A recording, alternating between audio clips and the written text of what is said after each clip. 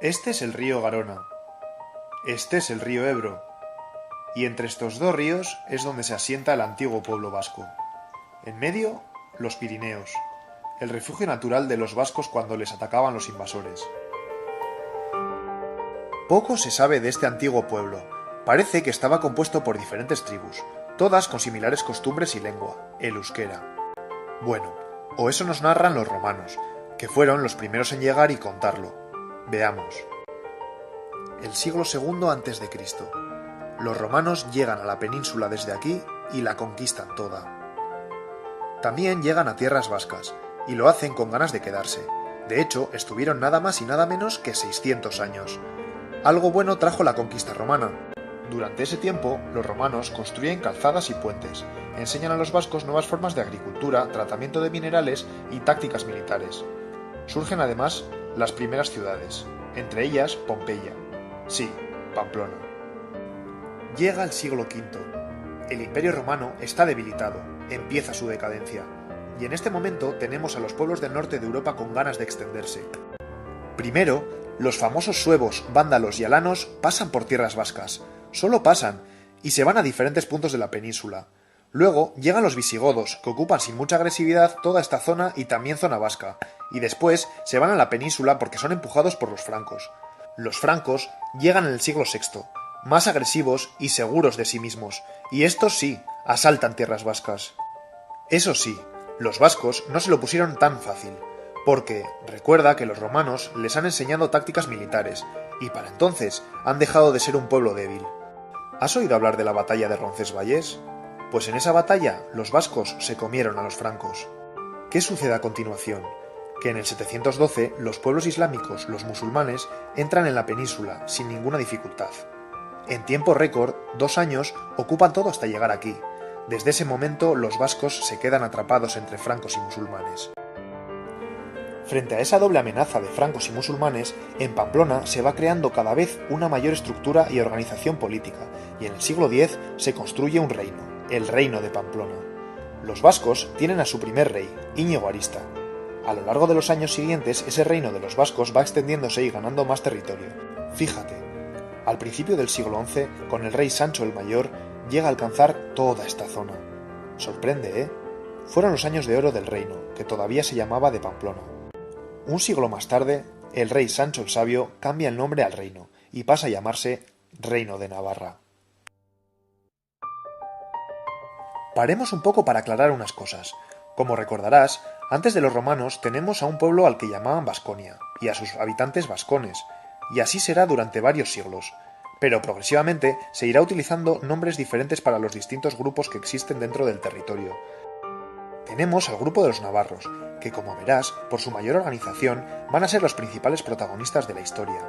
Tenemos a otro grupo de vizcaínos, otro de guipuzcoanos y otro de alaveses, y al otro lado del Pirineo se llamará a una zona Zuberoa y a otra Lapurdi. Volvemos a la historia. Siglo XII. El reino de Navarra ha disminuido y es así. Atento ahora porque el mapa peninsular ha cambiado. En la península han surgido 2 grandes reinos. Este, el reino de Castilla, el más poderoso, y este otro, el de Aragón, que por cierto, al principio dependía de los reyes de Navarra. Estos han ido echando a los musulmanes de la península, y ahora ejercen presiones en las tierras vascas. Y entonces el reino de Navarra empieza a perder fuelle. Primero, Vizcaya se pone del lado de Castilla, y luego llega una fecha importante, 1200. Castilla conquista Vitoria, y de paso se lleva también a Guipúzcoa.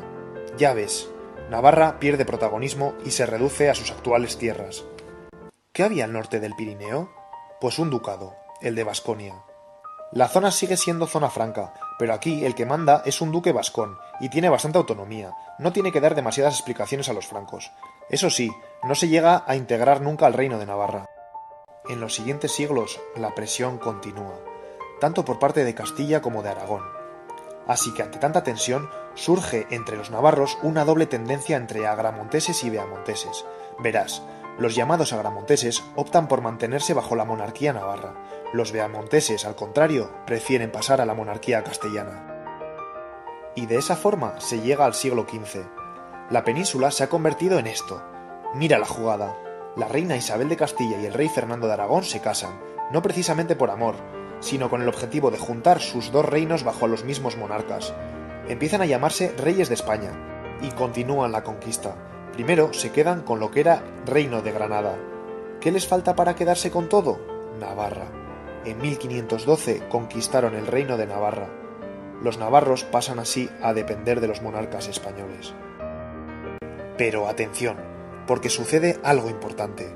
Los monarcas permiten que Navarra conserve sus fueros. ¿Qué quiere decir eso? Pues que siguen teniendo una fuerte autonomía, lo que supone que pueden seguir prácticamente gobernándose a sí misma. Y así seguirán los años siguientes. Eso sí, muchos vizcaínos, alaveses, guipuzcoanos y navarros se aprovechan de la situación, y como ahora están bajo la monarquía española, pueden participar de sus políticas, así que muchos de ellos se unen a las ganas de conquistar mundo y se embarcan a hacer las Américas. Por eso, podemos encontrar tanto apellido vasco al otro lado del océano. Sigue la historia.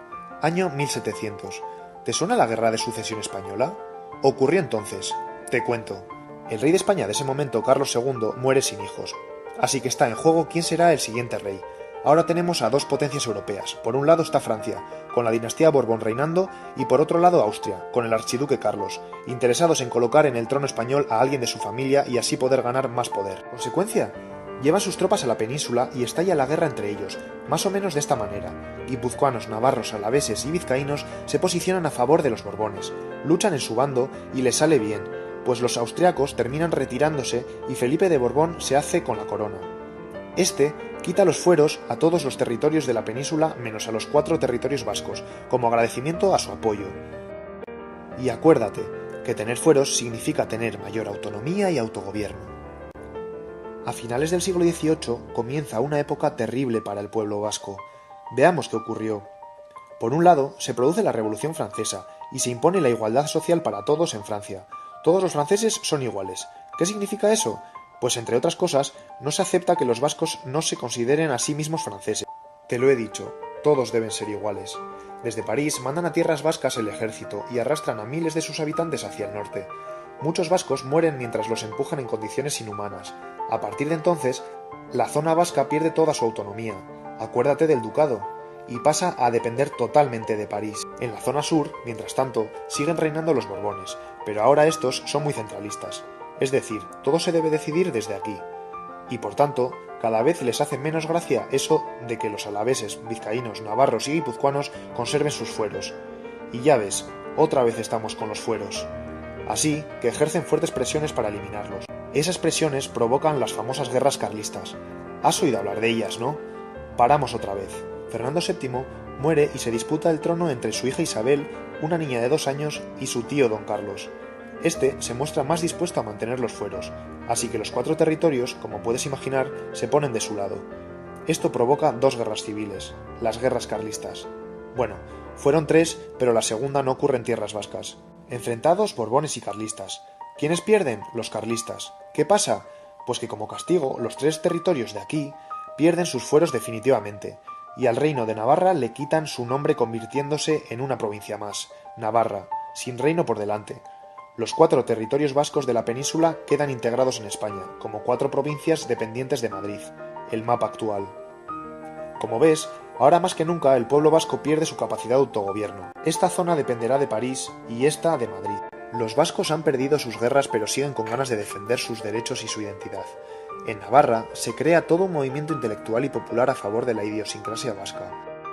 Y en Vizcaya aparece Sabino Arana, que empieza a hablar de independencia, ya no solo de fueros. Funda el PNV, crea la Ikurriña y acuña el nombre de Euskadi. Este nombre se utilizará posteriormente para referirse únicamente a Guipúzcoa, Vizcaya y Álava. Este impulso nacionalista, sin embargo, no crece por 2 motivos. Por un lado, el mundo está en guerra, la Primera Guerra Mundial. Esta guerra quita protagonismo al movimiento nacionalista. Por otro lado, en España viene un periodo de 2 dictaduras, la de Primo de Rivera y la de Franco.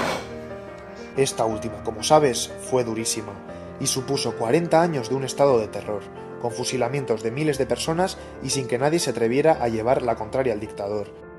En esa época se persigue el nacionalismo y el euskera se prohíbe. Solo un grupo de estudiantes se moviliza contra Franco y así, en 1959, surge ETA. Al principio, ETA solo hace propaganda y movilizaciones. Busca la independencia del País Vasco. En la década de los 60 empieza su lucha armada y continúa atentando en la transición española. y también durante la democracia. Y así se va evidenciando cada vez más el conflicto vasco. La sociedad vasca está cada vez más dividida entre los más afines a ETA y quienes la rechazan. En 2011, ETA abandona las armas y comienza un periodo de confrontación exclusivamente político entre diferentes partidos e ideologías.